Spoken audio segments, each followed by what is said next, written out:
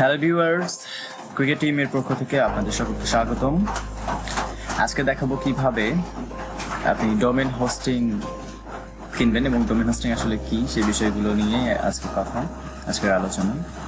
তো চলুন সরাসরি কাজে চলে যাই।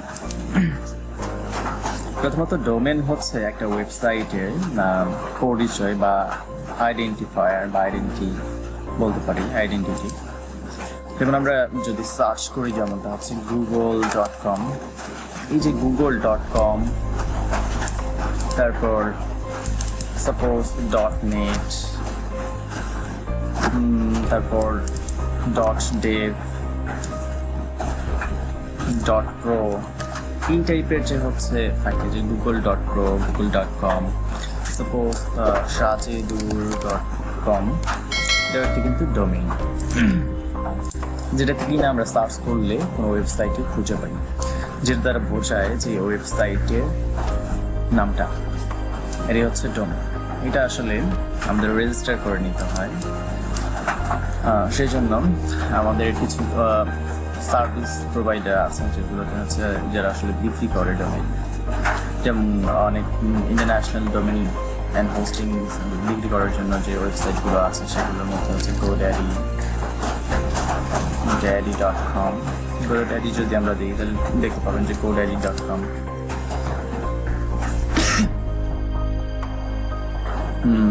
এখানে তারা স্টার্ট ফ্রি আর সি প্ল্যান্স দেখাচ্ছে GoDaddy। এখন আমরা যদি দেখি তাহলে দেখবো যে হচ্ছে এখান থেকে ফাইন্ড পারফেক্ট ডোমেন আমরা যদি সার্চ করি, যেমনটা আমাদের ক্রিকেট টিম তো লিখে যদি আমরা সার্চ করি .com ডোমেনটা, এটা কিন্তু পারচেস হয়নি। তো সেজন্য আমরা যদি ফাইন্ড আউট করতে যাই তাহলে অবশ্যই আমরা সেটাকে অ্যাভেলেবল দেখতে পাবো। আসলে কীভাবে ডোমেইন এবং হোস্টিং কিনতে হয় সেটা আসলে আমরা প্রসিডিউরটা আমি আপনাদের আজকে দেখাতে চলেছি। আপনারা এখানে আসার পরে এখন দেখতে পাচ্ছেন ডোমেইন অ্যাভেলেবল দেখাচ্ছে, হোয়াইটস গ্রেট দেখাচ্ছে, pro is high level value keyword হাবিজাবি অনেক কিছুই দেখাচ্ছে, যেটা কিনা অনেক ডলার দিয়ে পূর্ব থেকে রেজিস্টার থেকে অনেক কিছু যেগুলো আসলে অনেক দাম হয়ে থাকে পরে ডোমেন বিক্রি করা যায়। এখন এখানে আমরা দেখতে পাবো যে হচ্ছে এই ডোমেনটা আমার $12 দিয়ে কিনতে হবে যদি আমি কিনতে চাই। অ্যাভেলেবল আছে, অ্যাড টু কার্ট করলে এখান থেকে আমরা অ্যাড টু কার্ট করবো এবং করার পর আমাদের একটা পেজে রিডাইরেক্ট করে নিয়ে যাওয়া হবে। দেন সেখান থেকে আমরা আসলে ডোমেনটাকে পারচেস করতে পারি। ইন্টারনেট কানেকশন স্লো হওয়ার ফলে এরকম দেখাচ্ছে।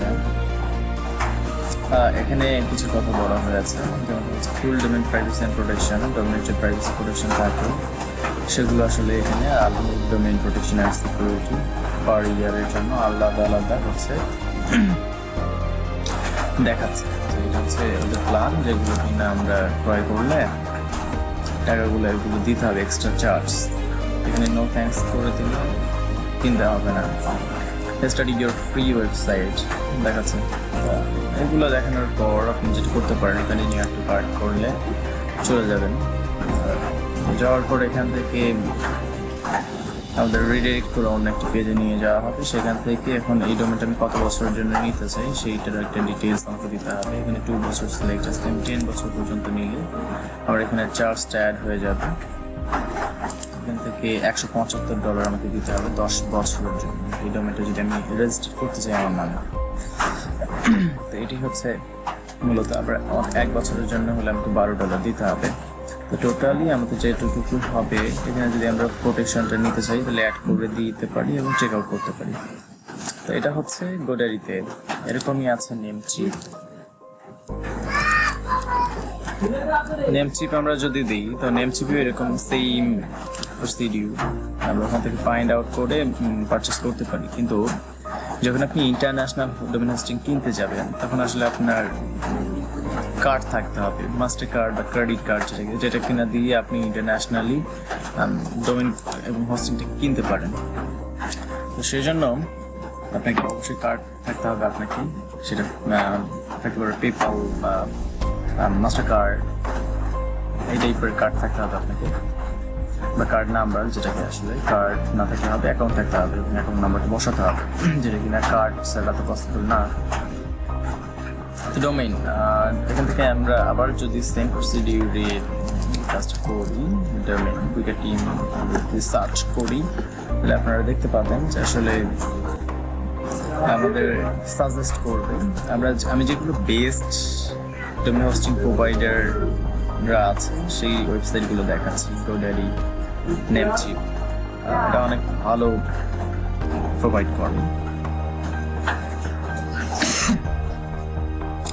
নেট কানেকশন একটু স্লো হওয়ার ফলে আমি দুঃখিত, যেটা কিনা অনেক সময় নিচ্ছে। আর যারা বাংলাদেশ থেকে কিনতে চান যে আমরা কাজ করব টাকা দিয়ে, অল্প কিছু টাকা দিয়ে আমরা কাজ করতে শুরু করতে চাই, তাদের জন্য একটি সাজেস্ট থাকবে, আপনারা দেশে একটা ওয়েব হোস্টিং কেনেন যেটা কিনা অনেক কম প্রাইসে আপনারা করতে পারবেন। সেটার জন্য আপনারা লিখতে পারেন ebhosting.com, যেটা কিনা 1 বছরের জন্য অনেক কম রেটে আসলে আপনাদের সার্ভিস দিচ্ছে। আমার পছন্দের একটি সাইট, আমি নিজেও ব্যবহার করি।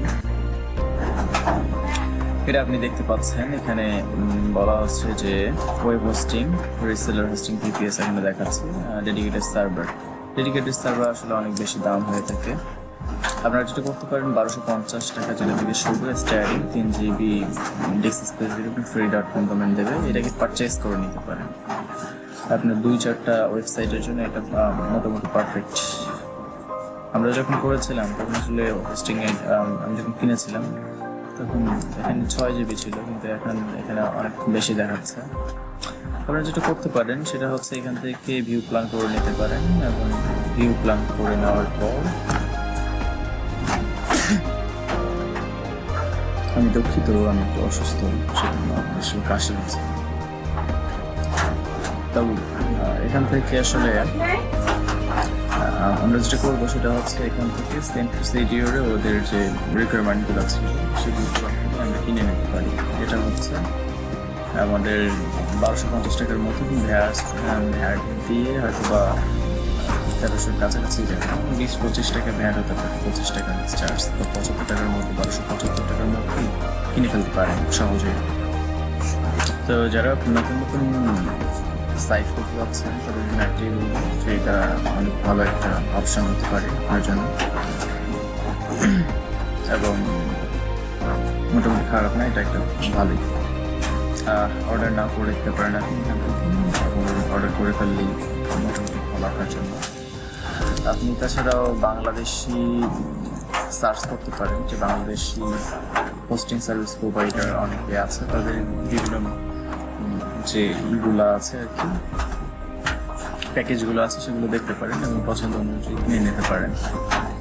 তো এখানে যেটা বলবো যে হচ্ছে আপনাকে যখন কেনা হবে তখন আপনার ইমেইলের মধ্যে আপনাকে আসলে একটা কোড দেওয়া হবে, যেটা কিনা আপনার হচ্ছে কোড বলবো না, ইউজারই পাসওয়ার্ড দেওয়া হবে, যেটা সি প্যানেলে ঢোকার জন্য। অবশ্যই আপনার সি প্যানেলে ঢোকার জন্য আপনাকে করতে হবে। তো আমার সি প্যানেল যে ইউজার নেওয়া আছে এবং পাসওয়ার্ড দিয়ে আপনি লগ ইন করলে আপনাকে সি প্যানেলে নিয়ে যাবে। তো অবশ্যই সি প্যানেলে যাওয়ার পর আপনি এরকম একটা ইন্টারফেস দেখতে পাবেন।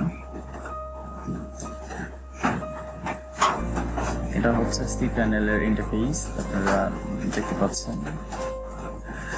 এখানে আসলে মূলত কাজ করতে হবে ওয়ার্ডপ্রেসের জন্য। আসলে আমরা যখন আসলে আমাদের কোনো ওয়েবসাইট তৈরি করি, তখন আসলে আমাদের যে ডকুমেন্টসগুলো বা ফাইলসগুলো থাকে সেটা যেখানে রাখতে হয় অ্যাকচুয়ালি, বা যেখানে রাখা হয়, যেখানে রাখার পর সেখান থেকে আসলে দেখানো হয়। অ্যাকচুয়ালি বলতে গেলে আমরা যখন কোনো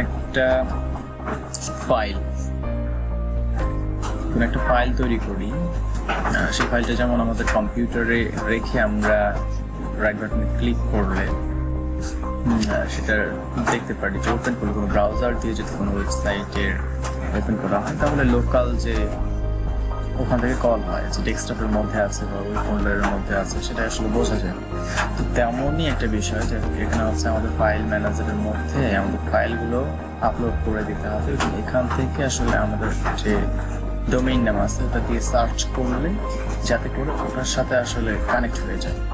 তো আমি যদি এখন আমার ওয়েবসাইটটাকে সার্চ করি, এটাতে আমি আসলে এখন কাজ করছি না, যার ফলে সাইটে তেমন কিছু নেই।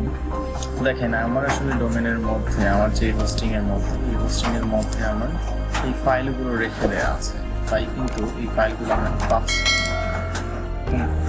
সেই জন্য এটাই হচ্ছে আসলে মূলত হোস্টিংয়ের ব্যাপার, যে হচ্ছে এখানে আপনি রাখলেন, এখান থেকে আপনার অনলাইনেই দেখাচ্ছে। আর হোস্টিং আপনি হচ্ছে একটা জায়গা কিনতেছেন অনলাইনে, যে জায়গাটা কিনা আপনার ওয়েবসাইটকে ধরে রাখার জন্য, রাখার জন্য ওয়েবসাইটের ফাইলগুলো। দ্যাটস ইট, আর এর বেশি কিছু না। আমরা পরবর্তীতে ভিডিওতে দেখবো কীভাবে খুব সহজে ওয়ার্ডপ্রেস দিয়ে আপনি ওয়েবসাইট বানাবেন। তো ততক্ষণের জন্য সুস্থ থাকবেন, ভালো থাকবেন, আল্লাহ হাফিজ। আর যদি ভিডিওটি ভালো লাগে অবশ্যই লাইক, কমেন্ট, শেয়ারের মাধ্যমে আমাদের জানিয়ে দেবেন এবং বন্ধুদের সাথে শেয়ার করবেন ইনশাআল্লাহ। এবং চ্যানেলটিকে সাবস্ক্রাইব করে পাশেই থাকবেন। আর আমার নেট কানেকশন অনেক স্লো হওয়ার কারণে অনেক কথা বলতে হয়েছে, যার আমি আন্তরিকভাবে দুঃখিত। ভালো থাকবেন, সুস্থ থাকবেন, ঘরে থাকুন, সুস্থ থাকবেন, আল্লাহ হাফিজ।